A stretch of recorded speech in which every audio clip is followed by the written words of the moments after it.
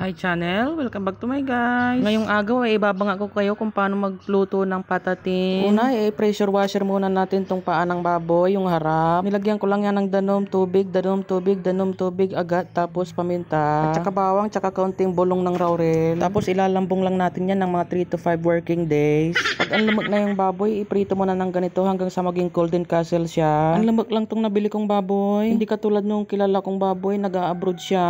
Tapos imekos-mekos mo lang hanggang maging golden castle din yung isang side. Tapos ito, intarya ko na yung bulaklak ng punti, pineapple juice, calamansi, bawang, sibuyas. Tapos pag naging golden castle na yung both side, iset abroad nyo na siya. I-foil pala natin tong paa ni Insan dun sa pinaglambungan natin. Grabe, sobrang sanitized customer talaga ako dito sa non-stick na kawali ko. Nang nyo naman, oh, sobrang sticky siya.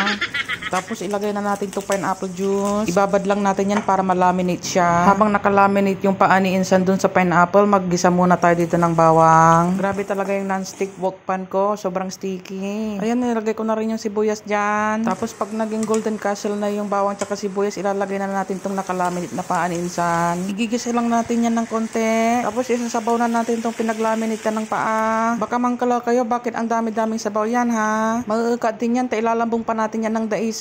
Tapos sakubanan natin, ay bonin na to, hindi siya magkasya lasing. Ayun na, akal mo na ako ng ibang sakob. Akala nyo siguro maraming tubig yan, pero maukatan din yan, promise. Tapos ito na, ininom ko na lang yung ibang sabaw. Bonin na to, sobrang ko sabaw lasing.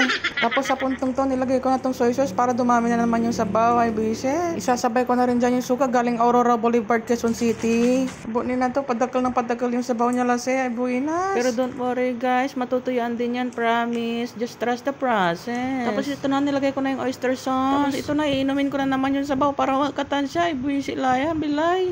Nalagyan ko na rin to ng patatas para magkagulay naman siya. Pag ang lamag na yung patatas, ilalagay ko na tong tinanaw kong cornstarch. Pag malapot na yung sabaw, pwede mo na rin ilagay itong bulong ng punti. Ay, hindi pala yung bulong, rosas, tangi. Dapat yung rosas ng punti guys, ibabad nyo muna sa tubig para hindi siya ampain. Ilambong lang natin yan ng mga 3 to 5 working days na naman. Tapos sakuban nyo siya para malingat siya. Sis, aluto na tong patatim natin. Ang balbaling isulas eh. Sis, ay bonin na to. Ang kapuni bao manaya lingon ang kuturpe. Magluluto muna ako ng bao guys. Ito na yung finished product natin oh. Ay, ang balbaling isulas eh.